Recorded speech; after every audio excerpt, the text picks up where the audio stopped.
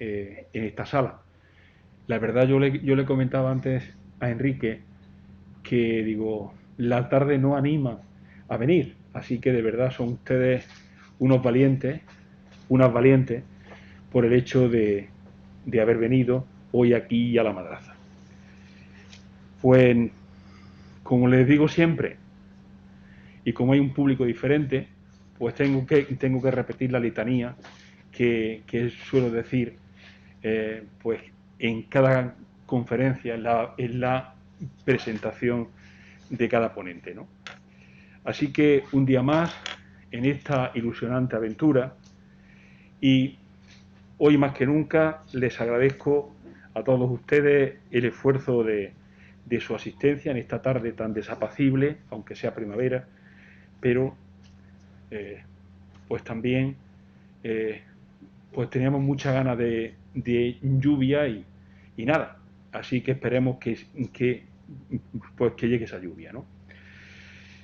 Pues como saben, a lo largo de estos años de andadura de esta cátedra, su presencia aquí, y máxime en esta tarde desapacible de finales de marzo, es una forma de seguir dando vida a un proyecto que nació con ilusión, un proyecto en el que seguimos queriendo ofrecer respuestas cada vez más innovadoras y donde pretendemos mostrar a la sociedad un pensamiento socioeducativo a veces difícil de percibir por su segmentación y aislamiento, ¿no? Desde sus comienzos, hace ya casi 6 años, 7, el objetivo de esta cátedra es acercar a la sociedad, a la gente de la calle, ese pensamiento social y educativo emergente que a veces es imperceptible, que camina entre la información y la divulgación, ofreciendo actividades que susciten la reflexión y al mismo tiempo el interés por el ámbito educativo y su incidencia social. Es por eso que hoy ofrecemos una nueva mirada en este ámbito socioeducativo cambiante en el que nos movemos, ¿no? Y nos referimos a hablar, comentar, dialogar, en definitiva, sobre un tema que suscita expectación, como es la sociología del alumnado universitario. Hace unas pocas semanas que ha finalizado el proyecto About Academia, con el que la Universidad de Granada, a través del Centro de Cultura Contemporánea y la Cátedra de Artes Visuales, rendían homenaje al artista barcelonés afincado en Estados Unidos, Antoni Muntadas. Este recorrido ha supuesto una reflexión sobre el sistema académico y universitario y, más concretamente, cómo las complejas relaciones que se dan entre la producción del conocimiento y los intereses económicos han influido en la educación y en sus diferentes formas de pedagogía. Hay que saber que históricamente el alumnado universitario ha sido minoritario. Si nos remontamos al libro blanco de la Ley General de Educación del año 69, se decía que de 100 alumnos, 3 accedían a la universidad, y habría que ver la procedencia social de esos 3 alumnos que accedían, de ese 3% que accedía a la universidad, ¿no? Sin embargo, actualmente la situación ha cambiado hasta tal punto de hablar de un excedente universitario.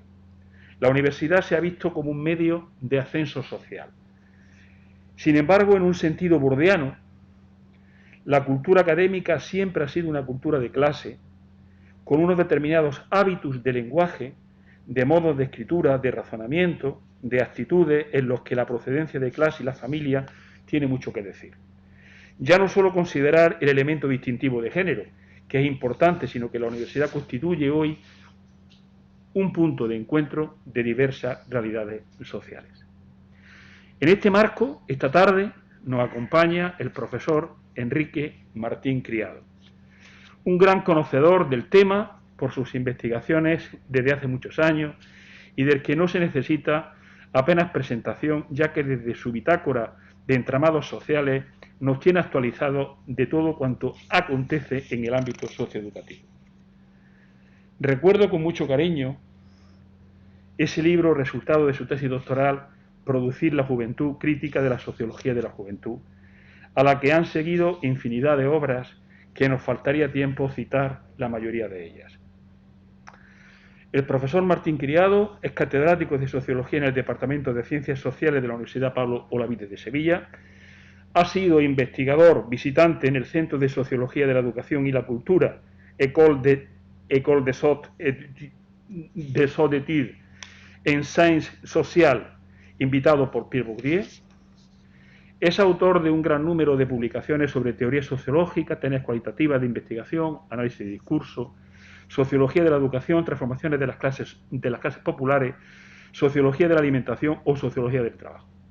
Cabe citar, entre toda esa gran obra que lo caracteriza, Pierre Bourdieu, La herramienta del sociólogo, La escuela sin funciones, crítica de la sociología de la educación crítica, Conflictos por el tiempo o artículos más recientes, Las expectativas parentales no explican el rendimiento escolar, Bourdieu y Argelia, una sociología combativa, Usos y abusos del concepto de hábitus, El confinamiento aumenta la desigualdad educativa y no es culpa de los padres. Además, es miembro activo del equipo de la web Entramados Sociales y es miembro fundador del colectivo Denunciamos los Abusos Patronales. Así pues, podría seguir, pero les dejo en compañía del profesor Enrique Martín Criado, agradeciéndole encarecidamente su gentileza de haber aceptado nuestra invitación y el esfuerzo que ha hecho por estar esta tarde entre nosotros. Muchas gracias, Enrique. Bueno, muchas gracias. A ver. Así que adelante, puedes quitarte la mascarilla si quieres, porque está más cómodo. Yo ya me retiro y te dejo. De acuerdo. Bueno, pues muchas gracias por la invitación. Bueno, si no os importa, ¿me la puedo quitar? Vale, no me gusta a nadie. Ay, bueno, pues muchas gracias por la invitación, Antonio. Para mí es un gusto venir a Granada y es un gusto venir a la Universidad de Granada, en la que estuve, de la que tuve que irme en circunstancias intempestivas. Y bueno, voy a contar una investigación que está recién salida del horno, que es una investigación que el informe lo terminamos hace 10 días. Entonces... Es que tienes que acercarte a lo más. Ah, así. Ahora se me oye bien. Bueno, lo que voy a contar es una investigación que bueno, como comentaba, acaba de salir del horno. Es una investigación que hemos estado realizando durante 3 años en una universidad con entrevistas, grupos de discusión y grupos triangulares con estudiantes de la Facultad de Ciencias Sociales y donde el trabajo de campo ha sido hecho por estudiantes. Por una razón obvia, quienes sepáis ya cosas de metodología sociológica, pues os adivinaréis que un señor mayor, profesor de universidad como yo, se pone a entrevistar a un estudiante y le va a contar una sarta de mentiras. Entonces hacía falta que lo hicieran estudiantes universitarios. Bueno, con esta investigación un poco lo que se quiere contar, bueno, es una investigación que nos pidió la Facultad de Ciencias Sociales porque estaba preocupada porque muy poca gente asistía a clase. Había un asentismo generalizado, sobre todo a partir del segundo curso. Y entonces lo que quería saber eran qué dinámicas hay detrás de ese asentismo generalizado, que yo creo que no solamente de esta universidad, que ocurre en muchas universidades. Y bueno, lo que queremos un poco con el informe es contar la universidad real, una universidad real que es muy distinta de la universidad ideal, porque en la universidad hay, digamos que hay, por la universidad circulan 3 tipos de discursos. Un discurso, que es el que circula más hacia afuera, que es el que nos dice que la universidad es un templo del saber. La universidad es un sitio de grandes aprendizajes, de grandes científicos, de enseñantes entregados, de alumnos que leen grandes tomos, etcétera. Ese es el discurso que se dice en las inauguraciones de curso académico, se dice en las ceremonias de fin de grado, etcétera. Es el discurso institucional. Luego hay un segundo discurso, que voy a poner algún ejemplo, aunque este no es... ¿Dónde estaba la...? Se me ha ido aquí. Hay un segundo discurso que es el discurso de los profesores hablando de los estudiantes. El discurso de los profesores hablando de estudiantes, un poco, el primer párrafo que veis ahí es un párrafo, no es un profesor, es un escritor del siglo XIX, Macías Picabea, de un libro que se llama El problema nacional, donde, entre otras cosas, uno de los problemas que había era la universidad, que ya ha sido un problema, la universidad siempre ha sido un problema. Y bueno, hablaba de los estudiantes. ¿Y qué hacían los estudiantes? Pues lo que él cuenta. es decir, los estudiantes no se dedicaban a todos menos a estudiar. Y como decía, dice, el estudio para él es como el arrepentimiento para el católico de pura raza, siempre queda para última hora. Bueno, este discurso es un discurso también muy presente en las universidades actuales. El profesorado nos solemos reunir y una de las cosas que tienen los grupos profesionales es denigrar a los clientes y a los consumidores de su servicio. Entonces, una cosa con la que se entretienen los profesores es contándose anécdotas de los peores alumnos, de los estúpidos y los holgazanes que son. Y en esos relatos de los profesores se suele hablar de esas anécdotas y se contraponen a los propios profesores cuando eran estudiantes. Entonces el relato es, cuando nosotros éramos estudiantes, nosotros sí que estudiábamos de verdad, sí que éramos comprometidos socialmente, sí que éramos comprometidos políticamente, nosotros leíamos libros, nosotros debatíamos, los estudiantes de ahora son unos borregos. Bueno, ese es el segundo discurso que circula por las universidades. Este es menos público, este se circula por las salas de profesores. Y luego hay un tercer discurso, aquí tengo un ejemplo también antiguo de Pío Baroja, de sus recuerdos en la Facultad de Medicina a finales del siglo XIX, que más o menos lo que viene a decir, si lo leéis tranquilamente, pues que en la facultad los profesores no enseñaban nada. Un discurso de Pío Baroja, dice, ni se aprendía a discurrir, ni se aprendía a ser un técnico, ni se aprendía a ser un practicón, es decir, no se aprendía nada, que hemos encontrado muchos discursos parecidos en nuestra investigación. Es decir, hay profesores que no es que expliquen mal, es que tienen una cagada en la cabeza, que es que tienen, y dice, tienen la cabeza en plan hecha un burruño, o lo explican así. Esos son estudiantes hablando de los profesores. El de abajo, igual, uno que se está diciendo, una profesora que leía artículos de Wikipedia en la clase. Entonces, fijaros, tenemos esos tres artículos, o sea, esos tres discursos. La universidad como templo del saber y la universidad como burdel del saber. La universidad como sitio donde, según los profesores, los estudiantes son holgazanes y estúpidos y según los estudiantes, los profesores son holgazanes y estúpidos. Eso es un poco los discursos que hay. Bueno, aquí vamos a entrar en uno de esos actores, que son los estudiantes, aunque señalaré algunas cosas sobre el profesorado, porque claro, cuando los estudiantes hablan de los estudios, de lo que hablan constantemente es de los profesores. Es muy interesante con los estudiantes mezclar las dos técnicas, la técnica de la entrevista y la técnica del grupo. Cuando un estudiante es entrevistado por otro estudiante a solas, pues hace una ponderación. Hay profesores buenos, hay profesores malos, etcétera. Cuando se reúne un grupo de estudiantes, ya sea en un grupo de discusión, en un grupo triangular, hay una competición simbólica a ver quién dice las burradas más grandes, quién pone a los profesores a parir mejor. Es decir, y gana el que diga este profesor es el más tonto, es el que se lleva el premio. Hay una competición. Entonces son dos tipos de discursos muy distintos, pero que nos dan muchos elementos sobre cómo se enjuicia al profesorado desde la visión de los estudiantes y al mismo tiempo sobre cómo se va llevando los estudios por parte de los estudiantes. Estoy hablando, eso sí, de un trabajo en una facultad de ciencias sociales. No aseguro que en las facultades experimentales o de biología o de química sea exactamente lo mismo, aunque por las lecturas que de otras investigaciones sociológicas en general no es muy distinta la situación en otros países europeos, en otros tiempos históricos y en otras titulaciones. No es muy distinta. Bueno, voy a contar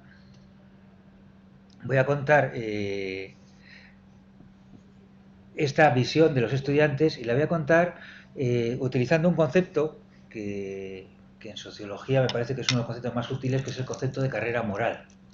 El concepto de carrera moral, que es un concepto que creó Howard Becker en su estudio sobre la desviación, lo que nos viene a decir es lo siguiente: cuando las personas pasamos por una institución o pasamos por un grupo social, ese pasaje nos va modificando.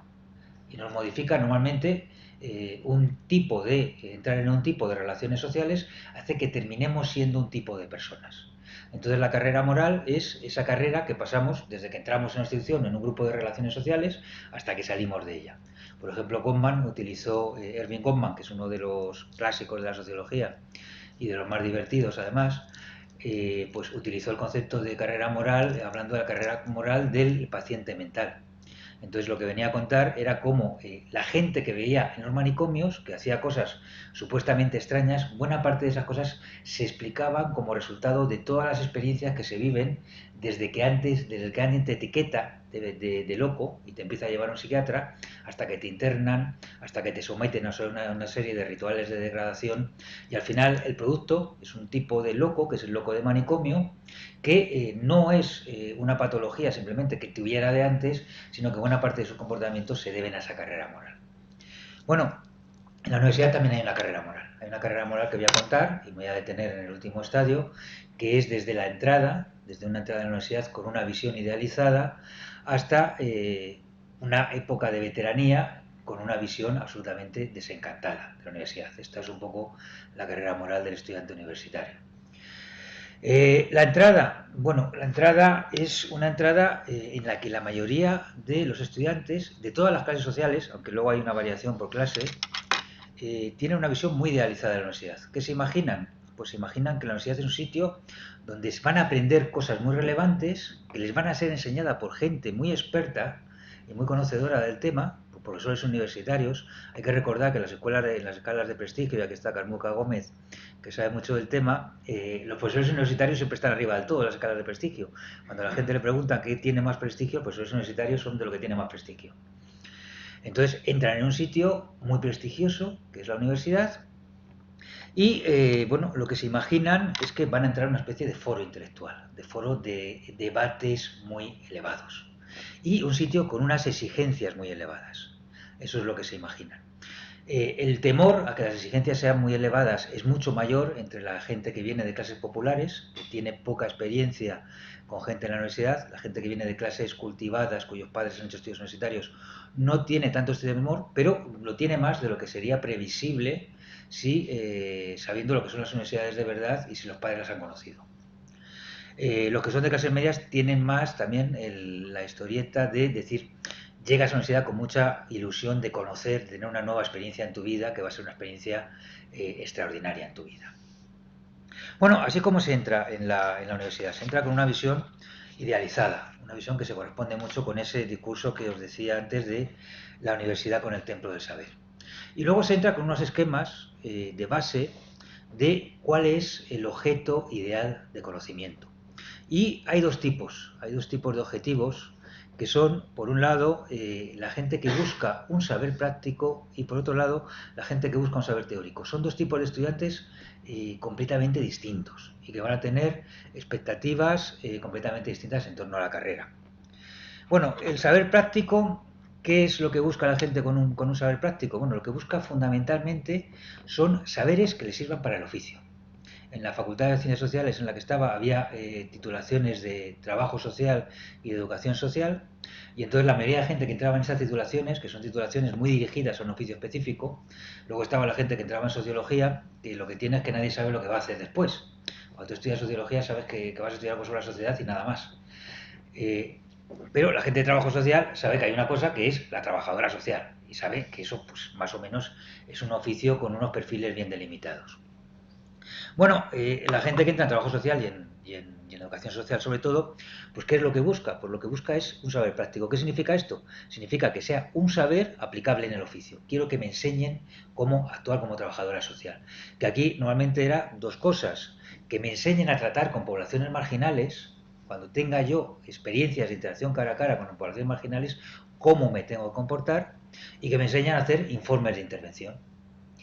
Todo lo que no sea esto se califica de saberes teóricos. ¿Qué significa saberes teóricos? Significa saberes librescos, saberes de teorías, conceptos, autores que no me interesan para nada. Eso no tiene nada que ver con lo que yo quiero hacer.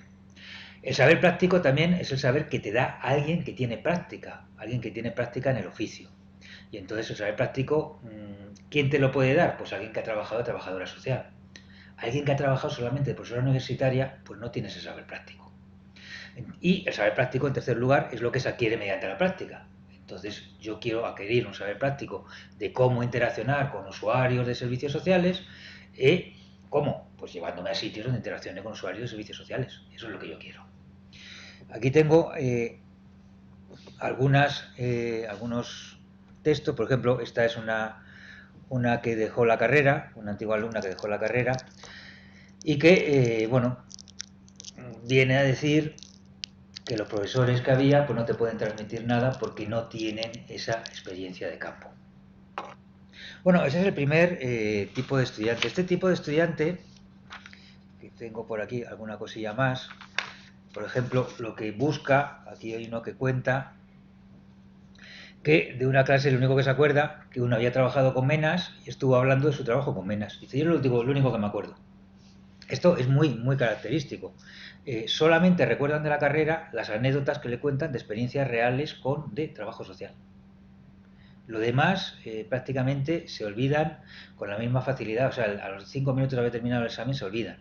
Por eso, por ejemplo, hay una cosa que es terrible, que es retrasar el examen un día. Todavía tengo que tener un día esto en la cabeza, Dios mío. O decir, bueno, el examen, yo creo que una de las pesadillas que tenemos profesores es que se nos pierdan los exámenes. Yo, por ejemplo, siempre los llevo del aula al despacho, porque si te pierdes el examen le dices a la gente, oye, no os importa repetir el examen, es una cosa con la que te juegas vamos, que te crucifiquen directamente. Bueno, desde este tipo de saber práctico, entonces solamente nos vale sus contenidos. Si fijáis, es un tipo de estudiante que enseguida se va a ver decepcionado con la universidad. ¿Qué tipo de clase quiere y qué tipo de textos busca? Pues busca textos con una lógica que hemos llamado la lógica del manual de instrucciones. Quiero un texto que me dé las instrucciones precisas de lo que debo de hacer lo más rápido y sencillo posible. ¿Qué es lo que le pedimos a un manual de instrucciones? No le pedimos que nos cuente, si yo quiero saber hacer un arroz a la cubana, no quiero que me cuente la historia del arroz, ni la epistemología del arroz, ni la historia de Cuba. No quiero que me cuente nada de eso. Quiero que me cuente cuántos minutos tengo yo que hervir el arroz. Pues un poco lo que piden en las clases es precisamente ese manual de instrucciones. Con lo cual, cualquier texto que tenga un poco de florituras retóricas, que se meta en definiciones de conceptos, que se vaya más allá de una serie de instrucciones muy directas, es un texto que detestan, y lo que van a hacer frente a ese tipo de textos es recurrir a la página web del WOLA. En el WOLA está la gente que te hace los resúmenes muy cortitos con el manual de instrucciones de lo que tienes que aprenderte, o bien para hacer las cosas, o como veremos, sobre todo para hacer el examen. Ese es el primer tipo de estudiante. El segundo tipo de estudiante es el que hemos llamado el de saber teórico. Este es el tipo de estudiante que termina siendo profesor de universidad como yo. Este tipo de estudiante que le gusta, pues le gusta manejar textos, manejar teorías, manejar conceptos, entrar sobre todo en los debates en los que entran las teorías y los conceptos. Y en este tipo de carreras, que son de ciencias sociales, además son debates que tienen siempre una carga política. Entonces es un tipo de estudiantado que encontramos en la Facultad de Ciencias Sociales, que ¿qué es lo que quiere? Pues lo que quiere es aprender teorías en el sentido de formas de ver la realidad que sean lo más distintas posibles al sentido común. Hay un sentido de la distinción muy claro en esta búsqueda de teoría, que es yo quiero ver el mundo de una forma distinta. No quiero decir las mismas cosas que dice mi padre. Quiero decir otras cosas. Quiero verlo distinto. Y las teorías y los conceptos me sirven para eso. Pero al mismo tiempo quiero ser una especie de intelectual, con lo cual quiero adiestrarme en el manejo de textos y teorías. Entonces, el tipo de aprendizaje que buscan es un aprendizaje de adiestramiento en la sofisticación teórica y sobre todo de adiestramiento en el manejo de textos. ¿Cómo me manejo yo con esos textos para a su vez poder ser productor de textos nuevos que tengan unas características de sofisticación, de originalidad, de creación? Bueno, este tipo de estudiante precisamente pide cosas opuestas al estudiante que busca los saberes prácticos. Aquí tenéis este tipo de estudiante hablando de de la típica clase de PowerPoints.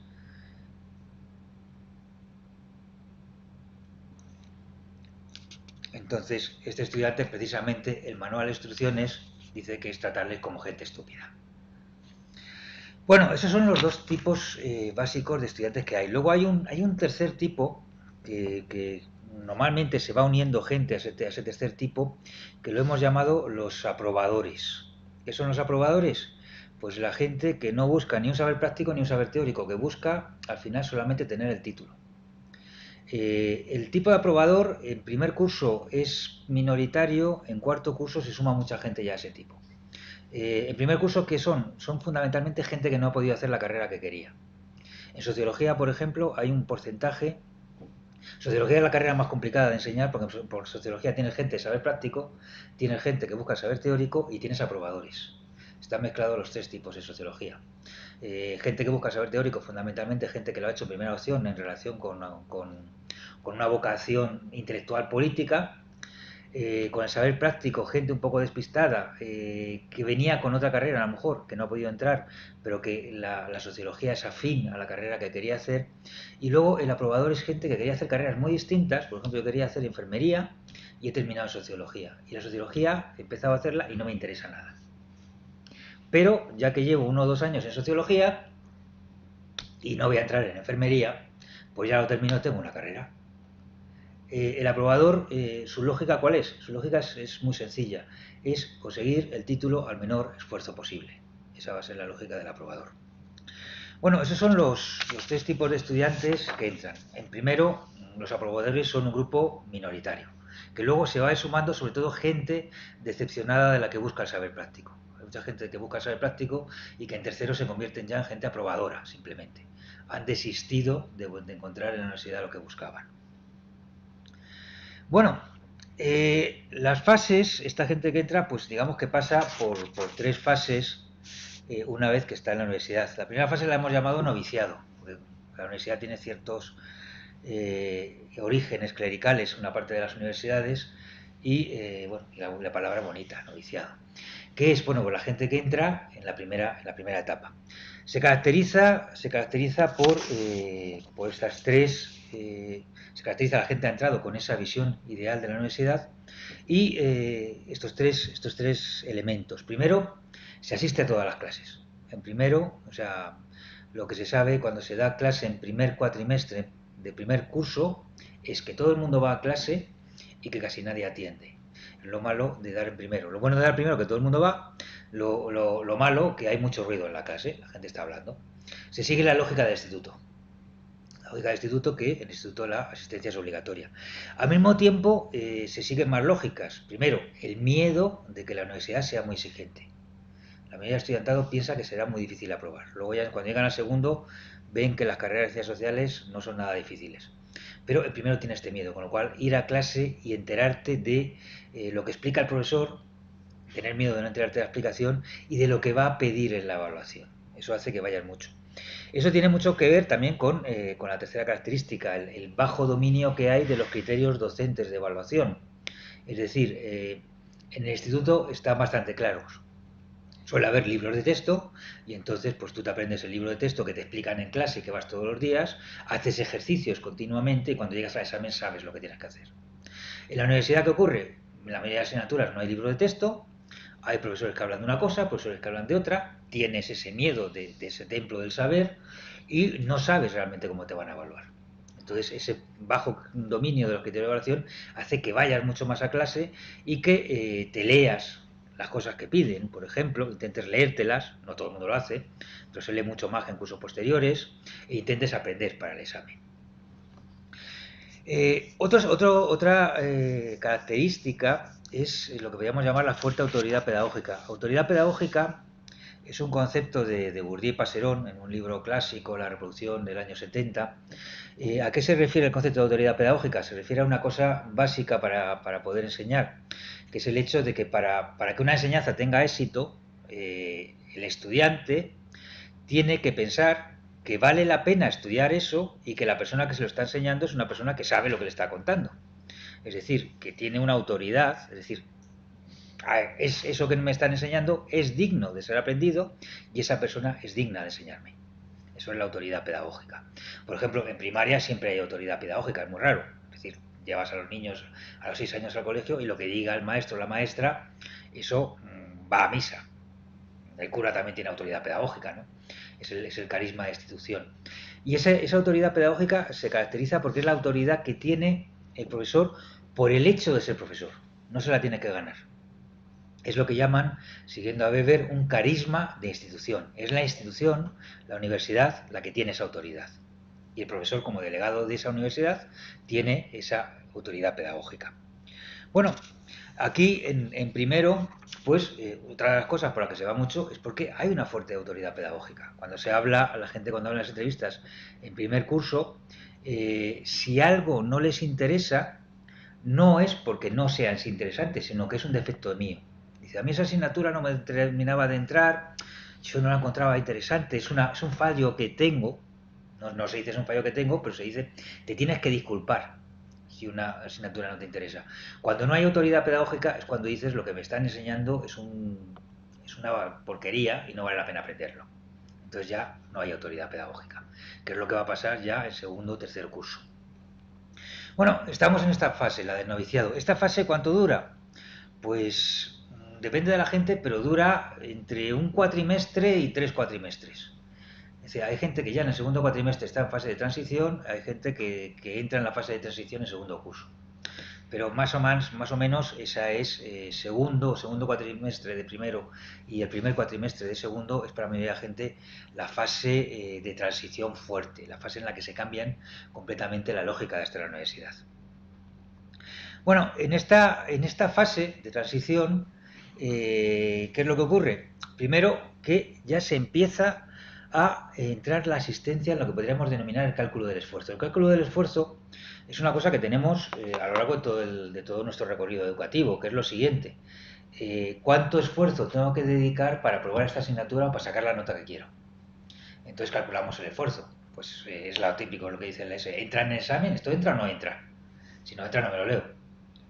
Eso es el cálculo del esfuerzo. El cálculo del esfuerzo pues lleva pues, bueno, a intentar adivinar qué es lo que te van a preguntar, cuáles son los temas interesantes, en qué cosas pone el profesor énfasis, si esta lectura realmente hay que leérsela o no.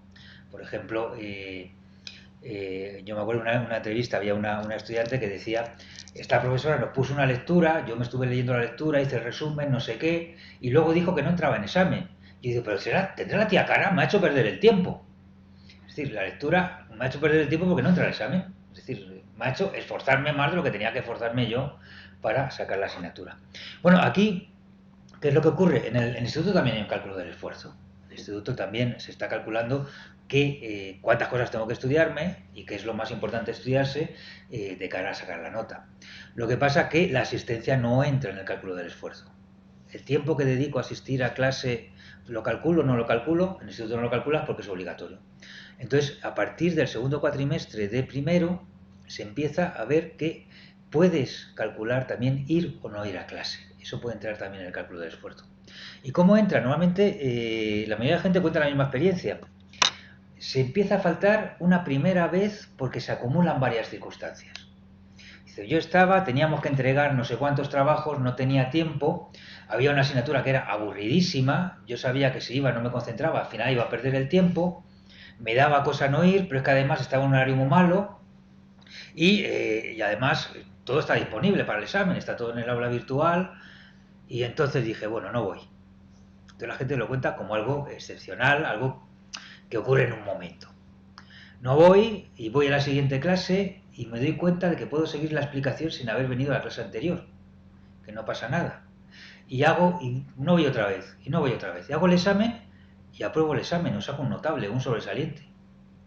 Y entonces, ¿qué es lo que ocurre? Primero, varias circunstancias concurren, empiezo a faltar. Segundo, me doy cuenta de que puedo hacer la carrera perfectamente sin ir a clase. Es decir, de que eso no tiene consecuencias. En el momento que me doy cuenta de eso, ya lo convierto en parte de mi repertorio de acciones habituales. Me empiezo a plantear si quiero o no quiero ir a tal o a cual clase. Esa es la primera cosa que pasa en la fase de transición. La segunda es que la autoridad pedagógica se erosiona. Empieza a esa cosa de que el profesor es legítimo transmisor de contenidos legítimos, empieza a cuestionarse cada vez más. Aquí hay dos cosas. Primero está pues la gente del saber práctico enseguida. O sea, la gente del saber práctico enseguida empieza a decir que los profesores no saben nada. Aquí tenemos, bueno, eso ya están en tercero, pero lo expresa muy claramente. Los profesores tampoco dan esa imagen de que sean trabajadoras sociales o educadoras sociales. Son politólogas, esta cosa me encanta, son politólogas o antropólogas y ya está, tío. Es que no tienen ni puta idea de nada. O sea, ahí lo deja claramente. Es decir, tú no sabes nada del oficio, ya no dices que sabes una cosa que no me interesa, no tienes ni puta idea de nada, se acabó. Eso es la pérdida de la autoridad pedagógica. Eso claramente. Bueno, la autoridad pedagógica se desmorona se desmorona desde el esquema de saber práctico enseguida, porque en el esquema de saber práctico el saber teórico de los profesores pues simplemente no me sirve, y sobre todo cuando los conocimientos son manualizados, volveré sobre esto que llamo el conocimiento manualizado, y desde el esquema del saber intelectual, del saber teórico, se va desmoronando también a medida, sobre todo a medida que la universidad hace que la gente aprenda cosas. Hay una cosa de la autoridad pedagógica y es que es autodestructiva. Me voy a explicar. La autoridad pedagógica al final significa reconocer que que el profesor sabe mucho más que tú y sabe lo que tú tienes que saber. El profesor te orienta en lo que tú tienes que saber. Cuantas más cosas sabes tú, eres un consumidor más exigente de las clases del profesorado. Entonces, ¿qué es lo que ocurre? Pues que el estudiantado de saber teórico se empieza a convertir en consumidores exigentes y empiezan a detectar, a medida que van aprendiendo más cosas en la carrera, van detectando mucho mejor qué profesores saben más y qué profesores saben menos. Entonces ya no hay una autoridad, un carisma de institución, sino que evalúan individualmente a cada docente. Y el juicio es cada vez más exigente. A medida que pasan los cursos es cada vez más exigente. Con lo cual, cuando llegan a tercero o cuarto, llaman ignorantes a el 80% de los profesores que les dan clase directamente. Llegan a ese punto. Entonces, el hecho de que ese estudiantado vaya aprendiendo cosas también va haciendo que el profesorado tenga cada vez menos autoridad pedagógica. Entonces ya a partir de segundo, ¿qué es lo que pasa? Que ya no hay un carisma de institución, entonces el profesorado tiene que ganarse la buena voluntad del alumnado. Ya no la tiene de entrada, sino que se la tiene que ganar.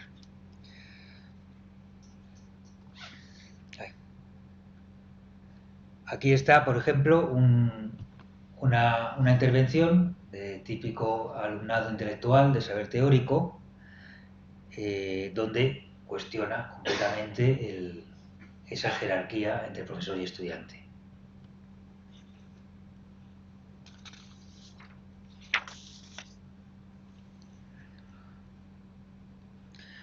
Bueno, esta disminución de la autoridad pedagógica lleva también a que la asistencia sea cada vez menor. Hay un ciclo en el que la asistencia va disminuyendo. ¿Por qué? Pues porque al haber menos autoridad pedagógica, primero, cada vez hay menos clases que se consideran ya intrínsecamente, o me convences o no me convences. Si no me convences, yo no voy a clase. Y lo que se hace es una racionalización del esfuerzo cada vez mayor. Es decir, la gente cada vez calcula más en las asignaturas que no le interesan cuánto esfuerzo tiene que dedicarle a la asignatura para aprobarla. Segunda cosa, crece el aburrimiento. Es una cosa que vamos a ver que es uno de las cosas fundamentales de las aulas, es la sensación de aburrimiento. Son las cosas que más implican. ¿Por qué crece el aburrimiento? Porque los contenidos ya no me interesan. En primero, resultan novedosos frente a lo que se daba en el instituto y le das de entrada, te crees que aquello te va a servir. A medida que hay menos autoridad pedagógica, ya no te crees que aquello va a servir de entrada y resulta que cada vez los conocimientos son menos novedosos. Por ejemplo, la gente cuenta en las carreras de trabajo social, educación social, que se está repitiendo lo mismo de primero a cuarto. Y que más o menos, además, si vas con un conocimiento muy superficial, digamos que las ideas básicas son las mismas, si no entras mucho, con lo cual se te hace todavía mucho más aburrido.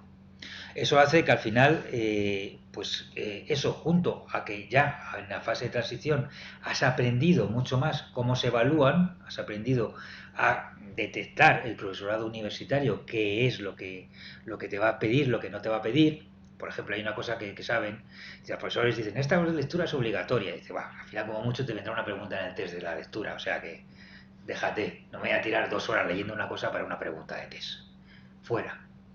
Entonces van cogiendo un poco los truquillos de cómo evalúa el profesorado y eso hace que puedan racionalizar mucho más el esfuerzo. Entonces dice, bueno, a partir de ahora asisto solamente a aquellas clases que me van a reportar algo, luego veremos qué significa reportar algo, y racionalizo el esfuerzo al máximo.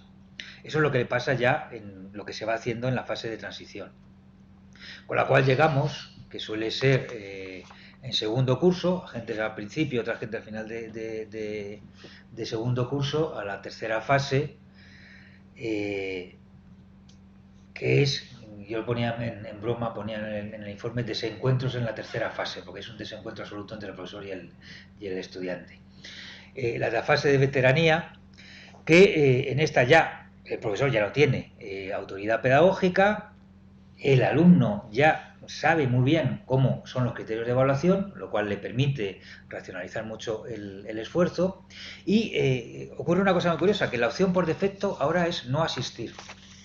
Es decir, en primero, en la fase de transición, la opción por defecto, cuando se empieza a faltar, la opción por defecto es asistir. Y si se juntan muchas circunstancias desfavorables, falto.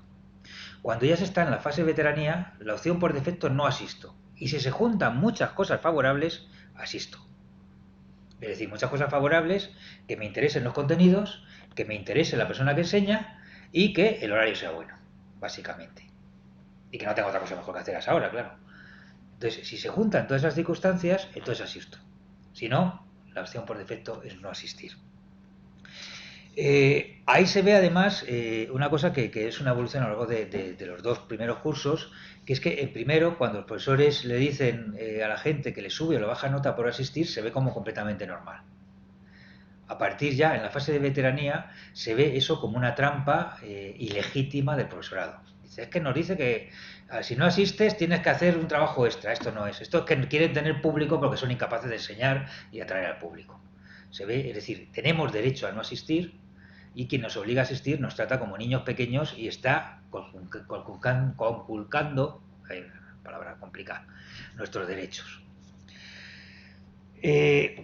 Bueno, la opción por defecto no es asistir, y hay un ajuste a lo que llamo, siguiendo un poco la terminología de Weber, una lógica racional respecto a nota. ¿Qué es una lógica racional respecto a nota? Es que voy a organizar todo mi estudio y toda mi estancia en la universidad para conseguir racionalmente la nota que busco con el mínimo desgaste posible. ¿Qué significa? Pues, por ejemplo, racionalizar el tiempo de estudio. Dice, bueno, el tiempo de estudio lo concentro al lado de los exámenes y no me tiro mucho tiempo estudiando porque se me va a olvidar. Además, como no me interesa, se me va a olvidar. Entonces, concentro el tiempo al lado de los exámenes. Intento acceder a la información lo más resumida posible. Entonces, por ejemplo, saber exactamente qué al profesor se le pide, qué es lo que va a evaluar, y se buscan los apuntes lo más resumidos. Entonces, si hay un texto, por ejemplo, es toda el mercadeo que hay en el WOLA, si hay lecturas de una asignatura, en el WOLA aparece alguien que te ha hecho el resumen de esa lectura. Entonces ya tienes el resumen de la lectura y eso te permite acceder al contenido mínimo para probar al menor esfuerzo. Aprendes solamente lo justo y necesario para el examen. Por ejemplo, hay una cosa que yo antes no entendía, y es que la gente el primer día de clase te preguntaba cómo iba a ser el examen. ¿El examen va a ser tipo test o va a ser tipo desarrollo? Digo, bueno, ¿qué más da? Digo, no. Ahora comprendo que no da lo mismo, porque no estudias igual. Tipo de desarrollo, sabes que por epígrafes tienes que hacerte tu resumen para soltar todo lo que viene en el epígrafe. En el test tienes que aprenderte datos sueltos. Y los datos que tú pienses que son los que se pueden preguntar, porque hay cosas que a lo mejor son muy difíciles preguntarlas en una pregunta de test y otras que son más fáciles, a por esas vas. Entonces, claro, todo el esfuerzo de estudio, ya si sabes cómo van a ser el examen, pues ya puedes ir haciendo, racionalizando cómo vas a estudiar. Por ejemplo, cuando hacen trabajos, en esta universidad se hacen muchos trabajos grupales. Cuando se hacen trabajos grupales, se va llegando a una lógica de división del trabajo de tal manera que se trabaje todo el mundo lo mínimo. Entonces, los primeros trabajos grupales que se hacen, la gente primero dice, hemos hecho un trabajo grupal, está bien, hemos discutido entre nosotros, no sé qué. Cuando llega la gente a tercero, tiene su grupo estable de gente con la que se hacen los trabajos grupales, y se reúnen, a veces ni se reúnen, a veces se mandan WhatsApps y se dice tú tal, tú cual y cual. Y entonces nadie sabe lo que hace el resto. Se pegan las partes. Hay normalmente una persona que está encargada de hacer un repaso para que aquello no cante demasiado. A veces es la persona que sabe ortografía y hace el repaso ortográfico también y de redacción, y se entrega eso al profesor. Entonces toda esa cosa de hemos aprendido a trabajar en grupo, hemos aprendido a escaquearnos en grupo, es lo que se aprende. Bueno, esta es la fase de veteranía, y aquí se siguen dos lógicas muy distintas según las asignaturas te gusten o no te gusten. Cuando no te gustan, la lógica es la lógica racional respecto a nota, y esa la siguen tanto los teóricos, los aprobadores es la que siguen en todas, y los teóricos y los prácticos son la que siguen en aquellas asignaturas que no les gustan. y en las que les gusta sí se leen las lecturas, sí hacen los trabajos, sí le dedican tiempo, pero suelen ser, según las personas, pues suelen ser un 10 o un 20% de las asignaturas. Suelen ser una de cada 5, una de cada 6, una o dos asignaturas al curso normalmente. Suelen ser las asignaturas que gustan. En esas dice, no, esa asignatura me gustó mucho y ahí me leí lo que me ponían y además hicimos un ejercicio, estuvimos y fue muy chulo, pero en el resto se aplica la lógica racional respecto a nota. Bueno, esa lógica voy a reconstruirla un poco rápidamente, no sé ya cuánto llevo. A ver, uy, ya llevo mucho. Que la hemos sistematizado en el tema de la asistencia. Para no asistir se tienen que juntar dos tipos de condiciones: las condiciones que hacen que quiera no asistir, más las condiciones que hacen que pueda no asistir. Primero, si no quiero asistir, pues está claro que ya hay una buena condición para no asistir. Pero además, la organización de la asignatura tiene que permitirme no asistir. Es decir, puedo no asistir y además voy a sacar la nota que deseo. Si busco un aprobado, sin asistir puedo sacar el aprobado sin problemas. Si busco un sobresaliente, sin asistir puedo sacar un sobresaliente sin problemas. Es lo que voy a mirar. Bueno, la primera es querer no asistir, que es la más importante. ¿Por qué se quiere no asistir? Pues ahí he puesto dos tipos de razones. Hay una que funciona mucho además con el estudiantado más teórico, más intelectual, que es la indignación frente a determinado profesorado. Hay profesores que, por la forma que tienen de tratar al alumnado normalmente, o porque intentan hacer una inculcación ideológica contraria a mis valores, los voy a detestar, sobre todo. Entonces, ¿qué es lo que hay? Pues primero, profesores que te faltan al respeto, que dicen que la gente es tonta. Bueno, de eso hay unos cuantos siempre en todos los cursos. Está el profesor que dice, hola, son normalitos, estas cosas. Pues son cosas que suelen enfadar bastante. Y hay gente que deja de ir ya sin cálculo de otra cosa, simplemente porque piensa que el profesor le falta respeto. Luego, porque el profesor tiene valores que se ven como contrarios. Por ejemplo, ahora juega mucho en esta facultad, por ejemplo, que a la gente se la vea machista o patriarcal. Juega mucho.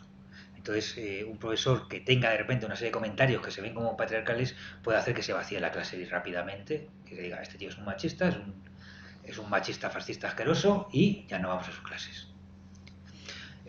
También hay una cosa que se echa, que indigna mucho, que es la inculcación ideológica cuando es contraria a mi ideología. Hay dos cosas. Por ejemplo, yo soy marxista, entonces viene un profesor y nos dice que el marxismo es lo mejor, este profesor es muy bueno. Viene un profesor y nos dice que el liberalismo es una doctrina estupenda. Este profesor nos intenta adoctrinar, es un estúpido y encima es un ignorante muy grande. Entonces, cuando intenta ver, las clases tienen una ideología muy clara y contraria a la mía, entonces, y eso lo cuentan mucho, sobre todo los estudiantes más teóricos, lo cuentan, dice, entonces oí que dijo esto, que Marx decía tal, y yo cogí, cerré la carpeta, di un carpetazo, me levanté y me fui y cerré la puerta. ¿Cómo dices tú eso de Marx? Sin vergüenza. Bueno, esa es la primera razón de no querer asistir. Es decir, la gente se indigna con el profesorado. Hay en todo esto una especie, puesto también la falta de dedicación docente. Hay una cosa que indigna mucho, pues también es el docente que llega, tiene un PowerPoint y lo lee. Y no hace mucho más que leer el PowerPoint. Entonces, ¿eso cómo se ve? Pues se ve como alguien que no se curra nada las clases. Se ve como alguien que simplemente, que le da igual a quién está hablando, no se detiene a explicar, no se detiene a resolver preguntas, a resolver dudas, sino que simplemente lee el PowerPoint y se va. Bueno, eso también indigna mucho, porque ¿eso qué significa? Eso significa que no le importamos nada. Significa que no nos echa cuenta, que no le importamos nada y, por lo tanto, él no puede esperar nada de nosotros. Me parece que tenía aquí alguna frase donde venía esto. No, esa la tenía otro. Bueno, entonces había gente, bueno, que lo que dice es eso. Dice, bueno, si esta persona llega aquí, nos lee poco después, no hace no sé qué, o llega y dice que está muy cansada, que se va a sentar, que no se va a levantar del pupitre, dice, bueno, si tú me dices eso, ¿tú qué esperas que yo haga? No puedes esperar que yo te preste atención, no puedes esperar nada de mí. Y la asistencia juega en ese intercambio. Si tú no te lo ocurras, no puedes esperar que yo vaya a asistir a tu clase tampoco. Hay una especie de, hablábamos de, lo hemos nombrado un poco, una economía moral de la relación pedagógica. Hay una serie de intercambios docente-discente que se ven como justos y otros que se ven como injustos. Pero bueno, esa juega en algunas asignaturas, pero la principal que juega en la mayoría de las asignaturas es el aburrimiento. El aburrimiento, bueno, la palabra aburrirse es la palabra que más se menciona en todas las entrevistas a estudiantes. El aburrimiento es la emoción más presente en la universidad. El aburrimiento, ¿qué es lo que ocurre? Normalmente la literatura sobre el aburrimiento, me he puesto a leer literatura sobre el aburrimiento porque no había leído nada de eso. Y lo que dice la literatura del aburrimiento son varias cosas. Primero que lo llaman una emoción, porque además tiene unos correlatos corporales, que lleva a una sensación de displacer, es muy desagradable aburrirse, que suele darse porque además tienes algo mejor que hacer. Es decir, el aburrimiento no significa solamente que la situación en la que estoy no me interesa, sino que tengo otras cosas mejores que hacer, y pues eso es lo que hace que la sensación de aburrimiento no sea simplemente apatía, es una sensación también de impaciencia. Cuando te aburres estás... Cállate, déjame salir de aquí. Hay una impaciencia en el aburrimiento. Y tiene que ver con la falta de sentido, es decir, no le encuentro sentido a lo que estamos haciendo aquí. No tiene ningún sentido. Como no le encuentro sentido, me aburro. Y como tengo otras cosas mejor que hacer en otros sitios, estoy impaciente. Además, el aburrimiento es una cosa que al final en las clases resulta que la clase es completamente improductiva. Cuando te aburres no te puedes concentrar. Es decir, un profesor te está contando una cosa y te aburres y simplemente dejas de escuchar. Como dejas de escuchar, ¿qué es lo que ocurre? Que la clase es completa y absolutamente improductiva. Entonces, ¿qué es lo que ocurre con el aburrimiento? Ya cuando está en la fase de veteranía, la historieta es la siguiente. La opción no es asistir o no asistir, sino que en muchas asignaturas la opción es entre asistir sin atender y no asistir. Claro, si la opción es entre asistir si cuando se pone y dice, bueno, asistir o no asistir, hombre, mejor asistir porque así aprendes algo. Asistir sin atender o no asistir, no asistiendo hago otras cosas, aprovecho el tiempo, asistiendo pierdo el tiempo. Ese es el cálculo que se hace. Bueno, entonces, ¿con qué tiene que ver ese aburrimiento? Bueno, primero con los objetivos de aprendizaje, que ya los he contado. La gente que busca conocimiento teórico, práctico, no lo encuentra en casi ninguna asignatura. Además, cada vez lo encuentra menos. Hay una cosa que ya desmorona completamente la autoridad pedagógica para los prácticos, que son las prácticas curriculares. Las prácticas curriculares, fijaros que es una cosa muy... que dice, bueno, esto es acercar a la gente a la realidad del oficio. Cuando la gente vuelve de la práctica curricular, ya dice, tengo una práctica y lo que me está contando esta persona es tontería. Y entonces, desde el momento que ya tiene la práctica curricular, la autoridad pedagógica ya se desmorona del todo. O sea, ya dice, ¿tú qué me cuentas? Esto no tiene nada que ver, porque yo he estado allí, he visto a la gente, y allí, ¿tú qué le vas a contar? ¿Qué me vas a contar de esto? Entonces, eso no tiene ningún sentido. Y para la gente de los objetivos teóricos, pues ¿qué ocurre? Pues que ya en la fase de veteranía han leído bastante, gente que lee bastante por su cuenta, y muy poco profesorado realmente le interesa. Con lo cual, la mayoría de las clases resultan aburridas. Y sobre todo si los profesores, por ejemplo, en sociología se contaba que se estaban dando constantemente las mismas teorías y los mismos autores y siempre las mismas cosas generales. Entonces, pues, bueno, esto es un aburrimiento enorme porque al final se está dando muchas cosas muy repetidas de forma muy superficial. Es lo que se termina haciendo. Hay una segunda cosa que es la estructuración del conocimiento. ¿Qué significa la estructuración del conocimiento? Significa, bueno, que el contenido que vas a contar se puede estructurar de varias maneras. Es decir, ¿cómo vas a contar la clase? Tienes que contar, voy a poneros un ejemplo. Yo tengo que contaros cosas de cocinar. Un ejemplo que para gente de todas las disciplinas, porque todo el mundo sabe, bueno, todo el mundo come por lo menos, si no todo el mundo cocina. Cosas de cocinar. Entonces, ¿qué es la disciplina objeto? He puesto aquí disciplina objeto, disciplina instrumento, disciplina manualizada. La disciplina objeto es la que privilegia la estructura interna del conocimiento. Es la que va, digamos, de los conceptos generales a los más particulares, sus aplicaciones. Entonces tú para entender cómo tienes que hacer un arroz, te voy a enseñar lo que es el punto de ebullición, te voy a enseñar lo que es el arroz, te voy a enseñar lo que es una cazuela, te voy a relacionar todos esos conceptos y vamos a hacer un arroz. Eso sería un poco una disciplina objeto. La disciplina de instrumento, ¿cuál es? La que te enseña según las utilidades que tiene la cosa. Entonces, ya no te voy a enseñar, no voy a empezar contándote las variedades de arroz, sino te voy a contar para este arroz cómo lo tienes que hacer. Y eso es cómo va a estructurar el conocimiento. Te lo voy a ir contando receta a receta. Al final sabrás distinguir arroces, pero no porque yo te he dado una clase sobre los tipos de arroz, sino porque en todas las recetas que te he ido dando y te he ido contando cómo hacer, cómo mezclar este arroz con lo otro, vas teniendo. Esta es la disciplina instrumento. Es la que pida, por ejemplo, la gente que busca el saber práctico de una disciplina instrumento. Y luego hay un tercer tipo, que es el tipo más común en la universidad, que no es ni objeto ni instrumento, es la disciplina manualizada. ¿Qué es la disciplina manualizada? Pues la disciplina que se puede enseñar de forma fácil, se puede poner una serie de puntos y luego se puede examinar. Sobre todo una disciplina examinable. ¿Esa disciplina examinable en qué consiste? Consiste en listas de conceptos, de teorías, de autores, en las cuales cada cosita va en su casillita y en esa casillita ya sabes lo que te tienes que estudiar en cada casillita. Entonces tú pones el autor Durkheim, el suicidio, no sé qué, no sé cuánto, Durkheim es funcionalista, Durkheim no sé cuánto, y lo pones, esos manuales, que cuando te lees a Durkheim, pues esas casillas no te sirven, porque se te escapan los autores de verdad de esas casillas, pero para hacer exámenes sí sirve, porque dice, ¿Durkheim qué era? ¿Marxista, funcionalista o cocinero? Entonces dice, bueno, Durkheim era... Entonces esa es la disciplina manualizada.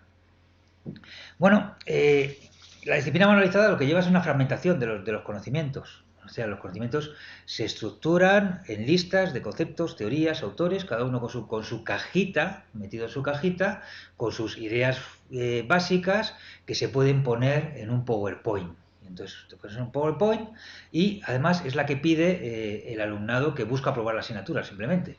Dame ese PowerPoint donde vengan las 5 cosas que me tengo que estudiar.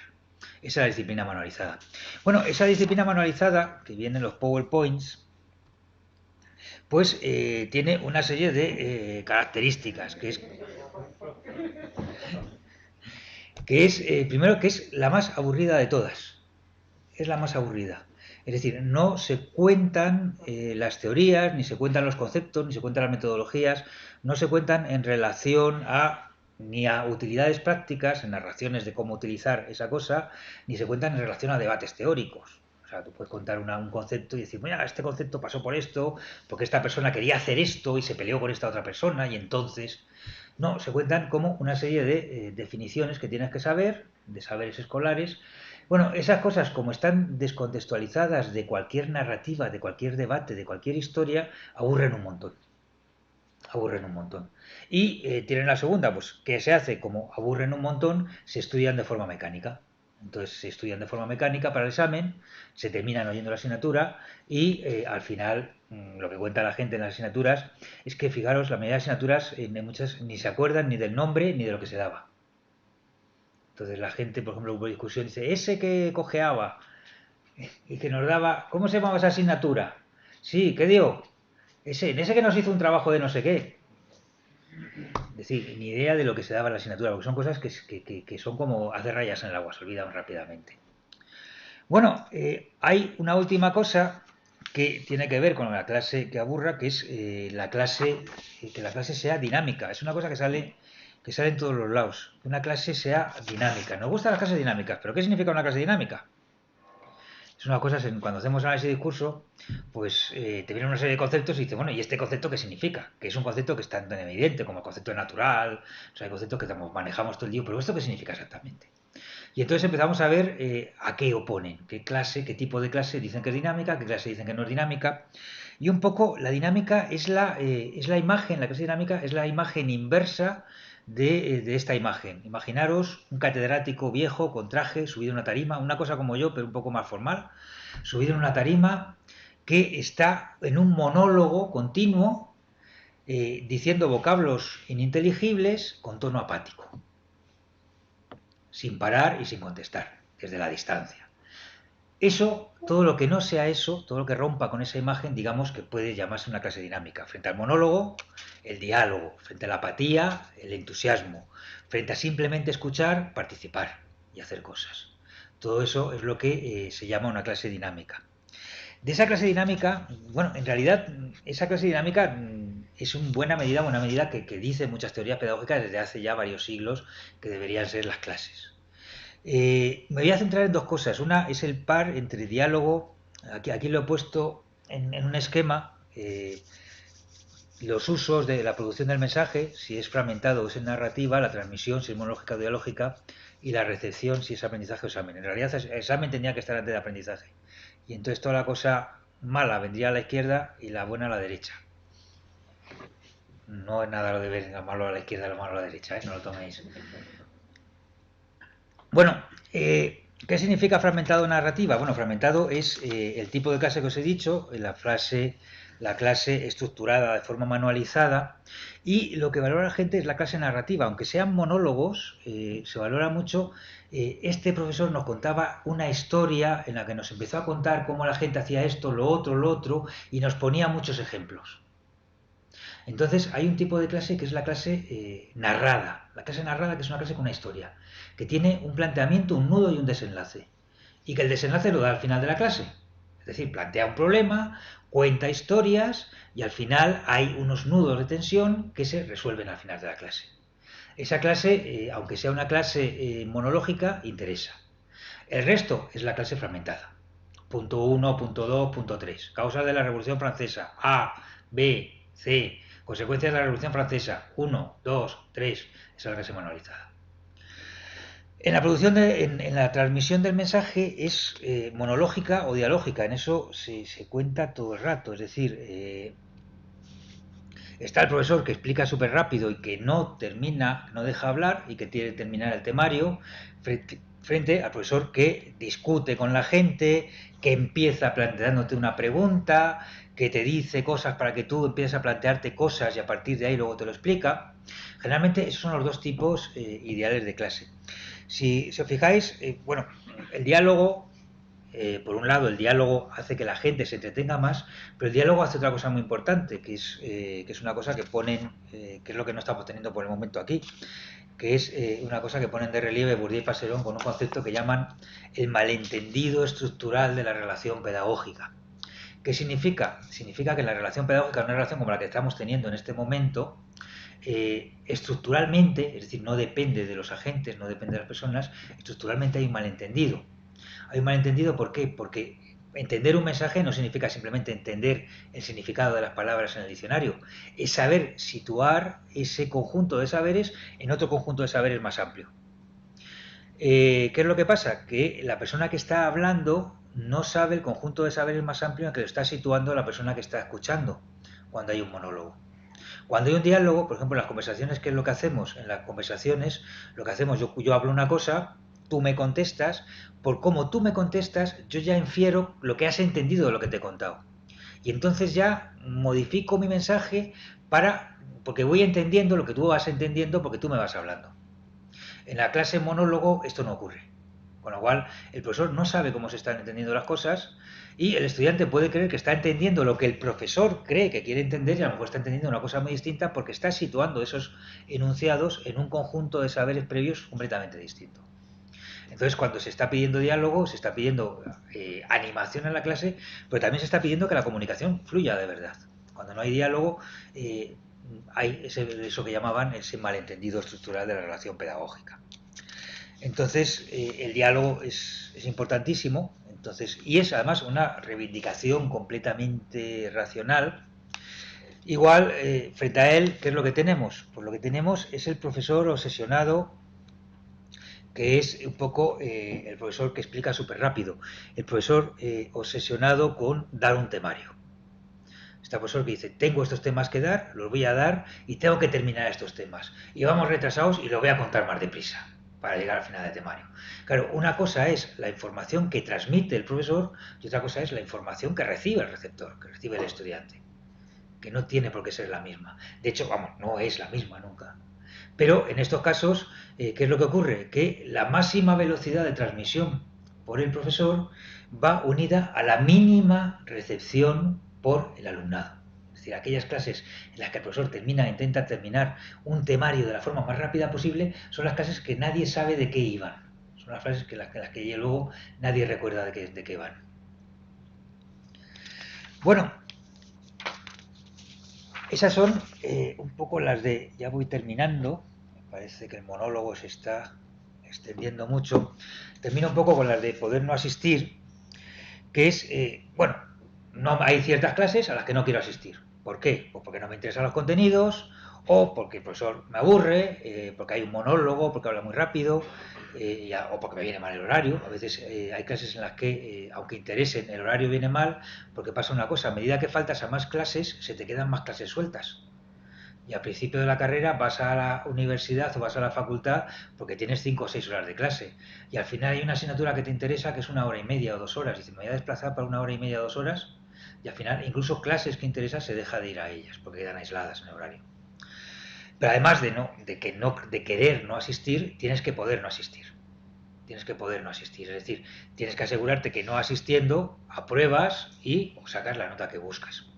Y aquí, ¿qué es lo que permite no asistir? Precisamente las características que se dice que son las mejores de las asignaturas. ¿Qué es lo que pide el estudiantado y lo que el profesorado también valora, como diciendo, mira, que viene organizado la clase? Pues primero, que todo el material esté accesible. Dice, mira, lo que se tiene que estudiar lo tienen todo en el aula virtual. Claro, si lo tengo todo en el aula virtual, ¿para qué voy a la clase? Ya tengo todo lo que tengo que estudiar, no necesito ir a ningún sitio, lo tengo en casa. Segundo, que sea perfectamente comprensible. Claro, que sea perfectamente comprensible, si yo lo comprendo y lo tengo accesible, tampoco necesito ir a clase. Entonces, si el profesor me facilita todo el material y me lo facilita completamente comprensible y se ha preocupado de buscarme en lecturas que sean muy, muy comprensibles, ya no voy, qué bien.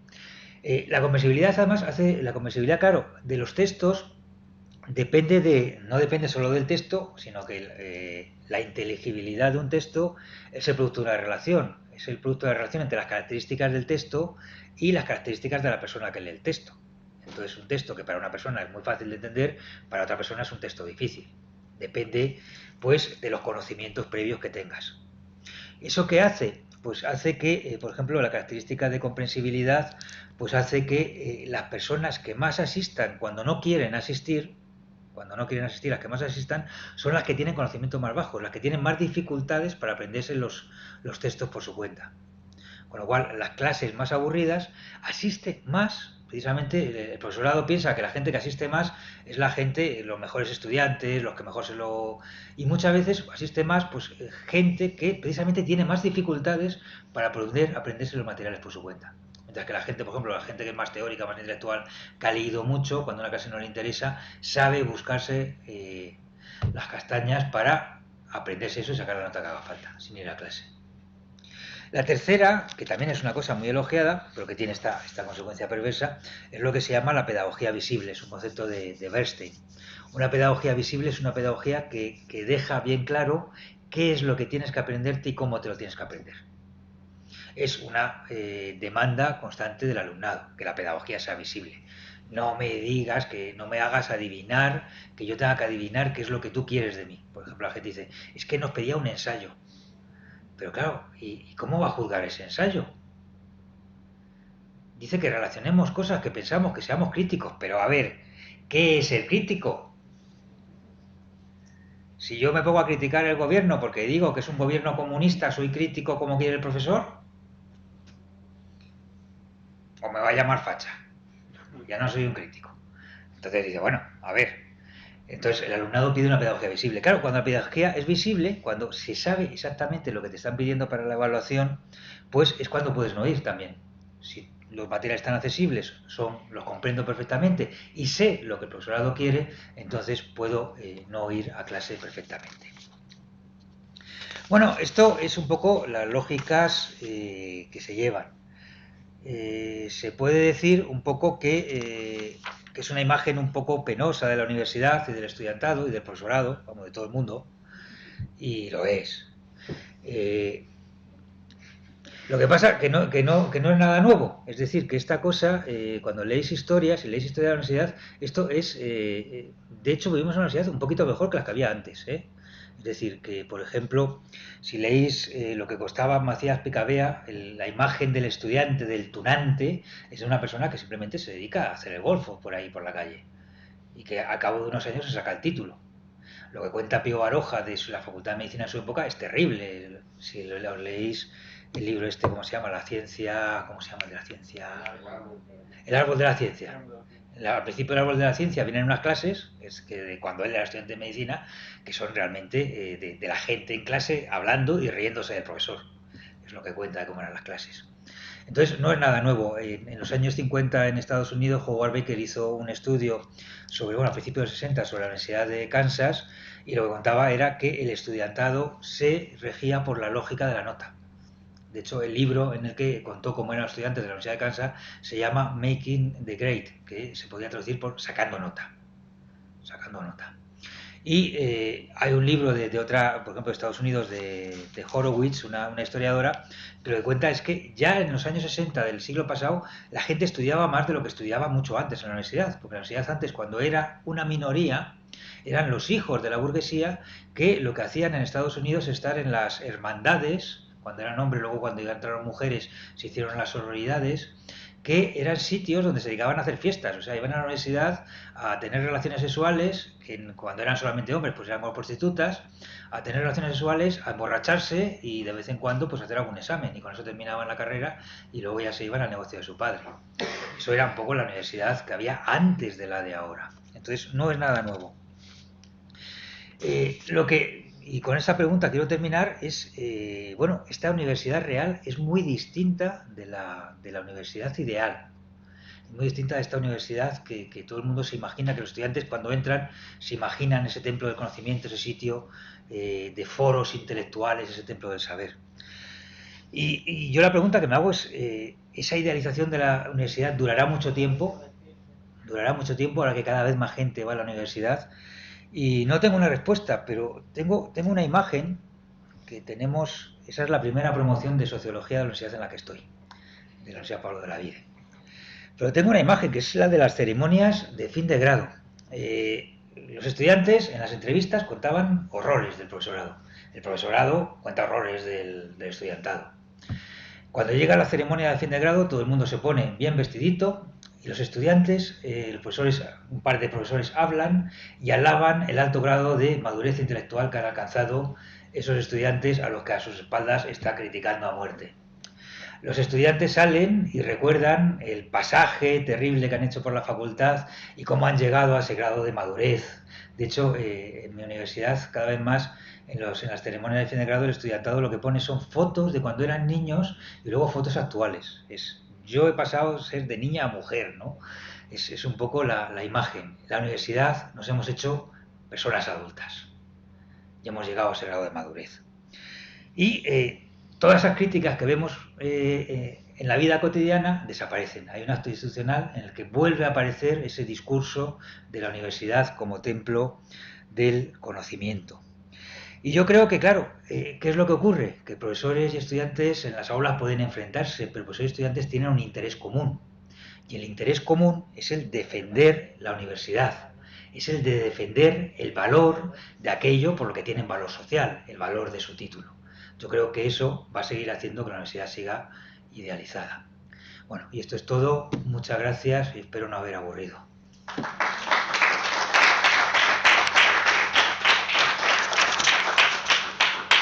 Muchas gracias, Enrique. Así que ahora toca el turno de intervenciones. Si quiere intervenir, si quiere hablar, paso el micro.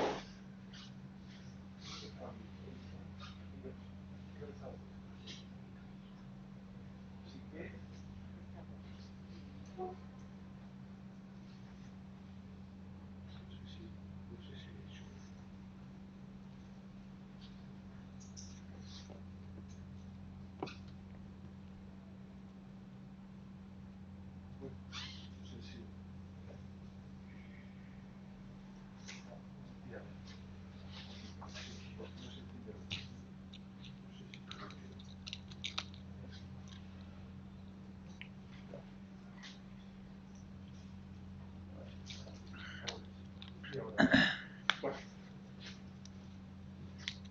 si hay alguien que quiere intervenir, que quiere hacer algún comentario, que quiere hacer alguna pregunta. Sí, bien. Bueno, muchísimas gracias. Ha sido, en mi opinión, una conferencia estupenda. Y me queda como una pregunta. ¿Se podría hacer algo para mejorar? A ver, siempre se puede mejorar. Por eso.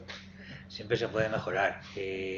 Lo que pasa que, a ver, yo estaba, uno de los artículos que tengo pendiente es el de la rutina de la innovación pedagógica, Es decir, que estamos innovando todo el rato y hay una rutina. Lo que pasa es que esas innovaciones es muy difícil que luego queden. Nos están constantemente, por ejemplo, el tipo de profesorado que gusta es un tipo de profesorado que sabe dar las clases de esa manera, que domina mucho la materia y que se implica mucho en la clase. Entonces, ¿qué significa? Significa que es un profesorado, primero, que tiene unas habilidades que se ha preocupado de, o que las tiene porque sabe contar historias o porque se ha preocupado de tenerlas y que le dedica mucho tiempo también a preparar las clases.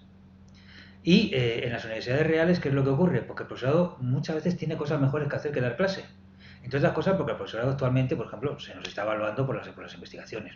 Una cosa que se podría hacer, eso ha venido algunas reformas, que haya profesorado pues más dedicado a los primeros cursos, que no tenga que investigar, que no se evalúe por las investigaciones, sino que se le evalúe por la forma de dar clase. Por ejemplo, me acuerdo, hablando con Julio Carabaña, contaba, dice, lo que yo leo para dar clase y lo que yo leo para investigar son dos cosas completamente distintas. Para investigar leo unos textos completamente especializados que yo en clase no puedo contar. Estoy dando clase, él daba clase en Sociedad de Educación y Magisterio. Entonces, bueno, siempre se pueden hacer cosas, siempre se pueden hacer cosas. Lo que pasa que yo soy bastante escéptico porque los sistemas escolares, esta dinámica entre lo ideal y lo real es bastante, digamos que es, iba a decir eterna, pero no me gusta, pero es perpetua, se perpetúa todo el tiempo.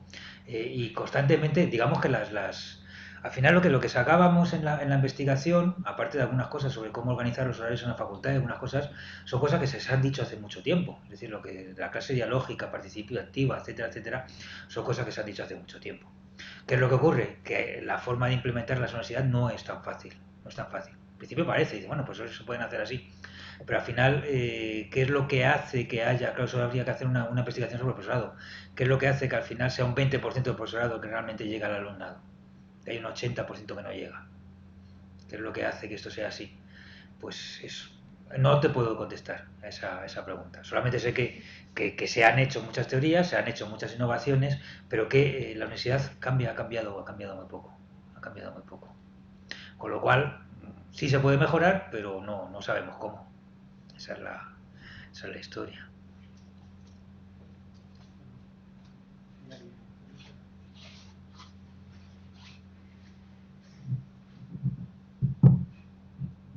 Hola, muchas gracias por la conferencia estupenda. Yo, más que una pregunta, tengo una pregunta.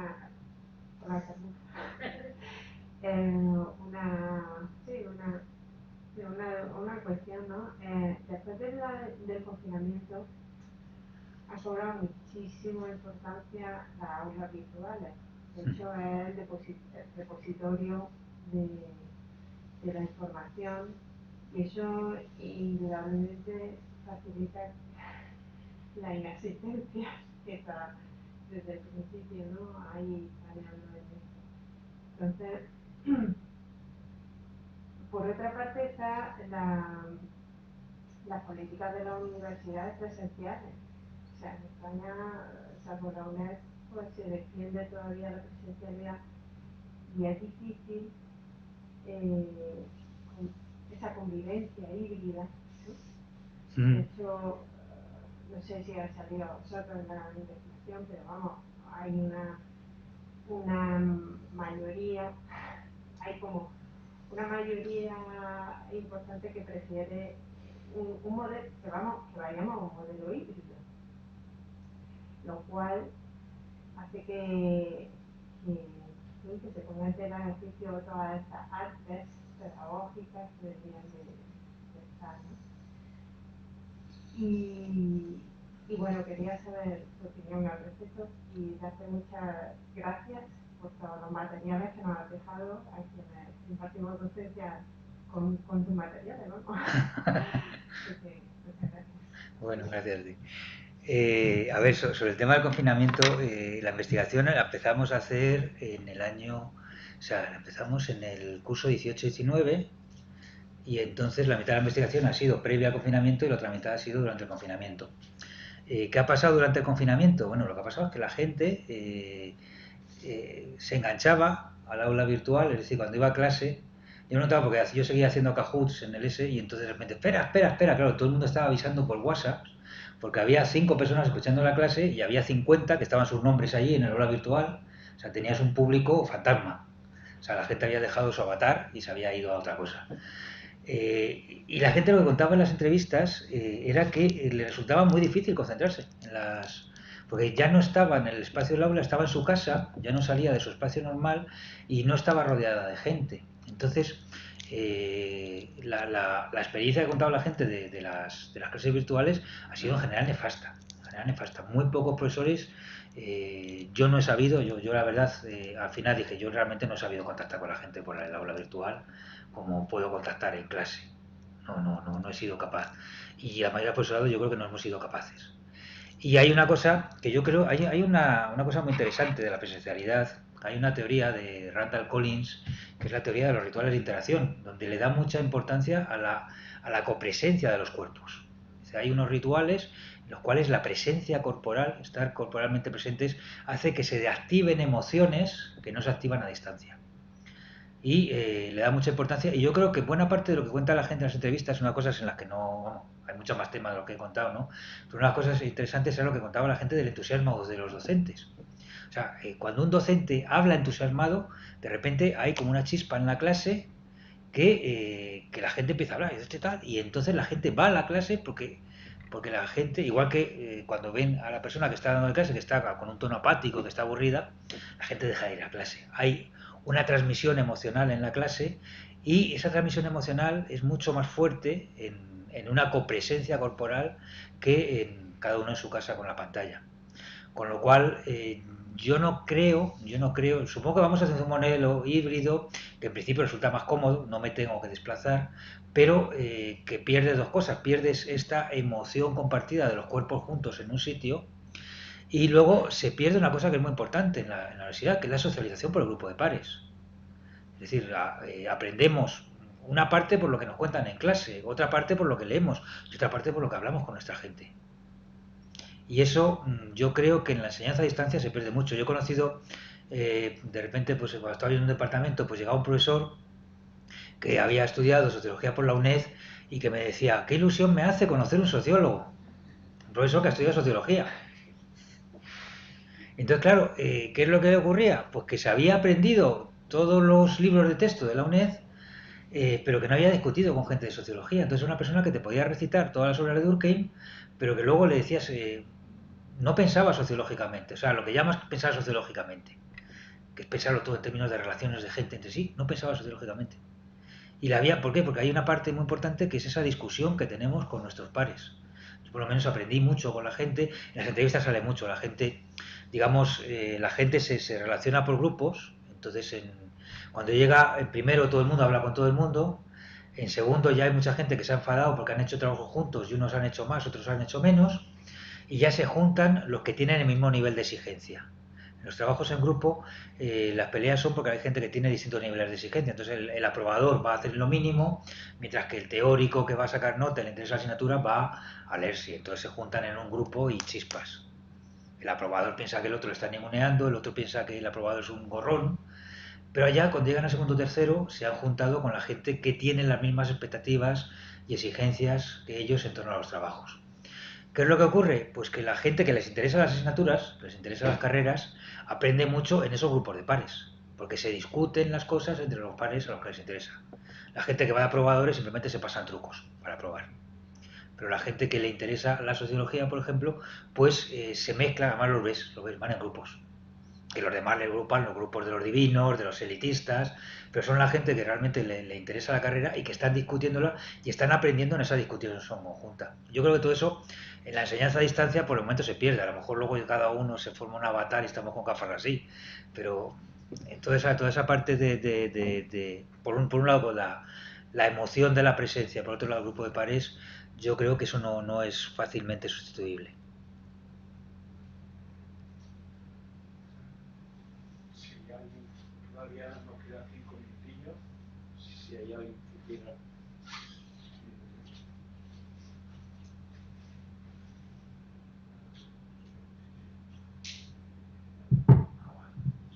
Juana, gracias por la charla.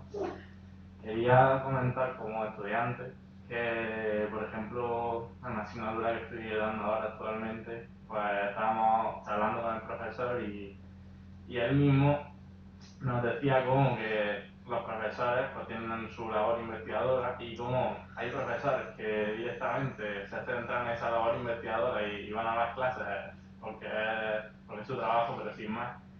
Y luego como hay otros que se nota, por ejemplo, que sí se implican más en el aprendizaje del alumno y en lo que es las clases. Y eso, como estudiante, pues al menos yo lo noto claro que, bueno, que existe esa diferencia. Y luego también pienso que algo que a nosotros nos hace decir es que no sé qué estoy haciendo ahí, es que por ejemplo entre profesores de una misma asignatura o sea, no se aclaran entre ellos porque en una clase el otro día, por ejemplo, le decimos a la profesora de prácticas que nos tenemos una duda sobre una cosa y ella dice, yo estoy de acuerdo con vosotros, pero es lo que han puesto otros profesores aquí. O sea que entre ellos mismos no tienen coherencia. Entonces, claro, en esas cosas dices, es que es lo que has comentado, que estoy perdiendo el tiempo, porque es que tengo una duda y una persona dice una cosa, otra dice otra y no llega a un punto. Y yo soy estudiante de Ciencias del Deporte y una asignatura de evaluación. Justamente estamos tratando eso de, porque a lo mejor en lo que es el currículum existe la intención de cambiar la evaluación, de la evaluación tradicional a una evaluación más que se basa en el proceso de aprendizaje y no en lo que es los exámenes. Pero claro, luego la práctica, o sea, no se da, porque incluso los propios profesores tienen esa cultura tradicional que les impide salir de eso y nada, simplemente era pues, comentar eso. Gracias, sí, sí, no, completamente de acuerdo. Aunque no es cultura, es buena parte de lo que hacemos los profesores no es porque tengamos una cultura tradicional, es porque cuesta menos esfuerzo hacerlo de determinada manera que de otra. Sí, O sea, sí, de la zona de confort. claro, es decir, una de las cosas que tienen, ¿por qué hay conocimientos manualizados y exámenes? Pues precisamente porque te permite dar clases a bajo esfuerzo. Por ejemplo, si te ponen, y eso cuenta mucho, por ejemplo, con la gente que acaba de entrar. En los departamentos, la gente que entra a la última le toca la asignatura que no quiere el resto. Entonces, ¿qué pasa? Que tienen que hacer una asignatura rápido. Entonces, tiras de manual, PowerPoint y tira para adelante. El problema es que luego hay gente que lleva 20 años dando clases y sigue igual. Pero bueno, eso ya es otra historia. Pero hay gente que sigue igual. El examen y el conocimiento manualizado, ¿para qué te sirven? Te sirven para poder evaluar sin muchos problemas. Por ejemplo, se practica mucho lo que es la enseñanza, no sé si habéis oído hablar de la medicina defensiva. La medicina defensiva es, tú haces diagnósticos de tal manera que no te puedan acusar de mala praxis. Entonces, por ejemplo, es un problema de la medicina defensiva porque puede llevar a multiplicar las pruebas diagnósticas que aumentan mucho los costes sin necesidad. Entonces dice, bueno, tiene una cosa, pero a lo mejor puede ser esto, puede ser lo otro, pues voy a pedirle una prueba de esto y del otro. No vaya a ser que esto es súper improbable, pero no vaya a ser que sea esto. Entonces estás medicando y estás diagnosticando pensando en los posibles pleitos que te van a tocar. En el profesorado también hacemos enseñanza defensiva, en el sentido de que estamos enseñando, pensando primero que no nos venga mucha gente a revisar exámenes, que no nos venga mucha gente a discutir, que la gente no empiece a cuestionar la forma en que evaluamos. Esa es una parte muy importante de nuestro trabajo, que un poco la novatada del profesor es, va a ser súper creativo, no sé qué, y luego le llegan, tiene 50 personas a la puerta del despacho diciéndole que no les ha puesto la nota que esperaban. Y entonces hay también una carrera moral del profesorado que es voy a ir estableciendo al final las clases de tal manera que no me den muchos problemas. Y no me den sobre todo muchos problemas de evaluación y de quejas del estudiantado. Y entonces dice, bueno, la gente se aburre, pero a mí ya no me causan problemas. Entonces eso cuenta mucho más que vamos, te lo decía por lo de la cultura tradicional. No es que tengamos una cultura tradicional, sino que el tipo de condiciones laborales o el tipo de trabajo pues hace que digamos que esa es la línea de menor fuerza. Si no quieres dedicarle mucho, esa es la línea de menor fuerza. Y luego, pues por ejemplo, lo que te digo, pues gente más dedicada, no sé qué, le dedica mucho tiempo. ¿Qué es lo que ocurre? Que luego hay gente que se dedica a tener hijos. Pues claro, hay gente que se dedica a tener hijos y dice, pues ahora me voy a estar con mi hijo, voy a estar con mi familia, voy a no sé qué, pues ya no le dedica el tiempo que le dedicaba antes a las clases. Entonces también hay una parte que también es importante, que es que esa dedicación fuerte del profesorado, si empiezas a mirar, suele ser mucha más. Te encuentras con gente que no tiene hijos que con gente que tiene hijos, por una cosa muy sencilla. Es el tiempo que yo le puedo dedicar a una cosa. Y lo que decías, con la investigación, la gente que investiga mucho, si tiene cursos avanzados de gente de doctorado, cosas por el estilo, puede contarle sus investigaciones. Pero como tenga que dar clase en una clase de introducción, pues es muy posible que, vamos, que le dedique muy poco tiempo porque tengo que estar metido en 1000 investigaciones que me llevan muchísimo tiempo.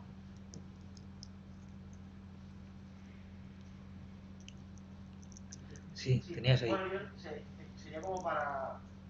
yo estoy ahora mismo, vamos a decir que en el proceso en el que estoy como intentando, por así decirlo, dedicarme a ser pues investigador y profesor de la universidad.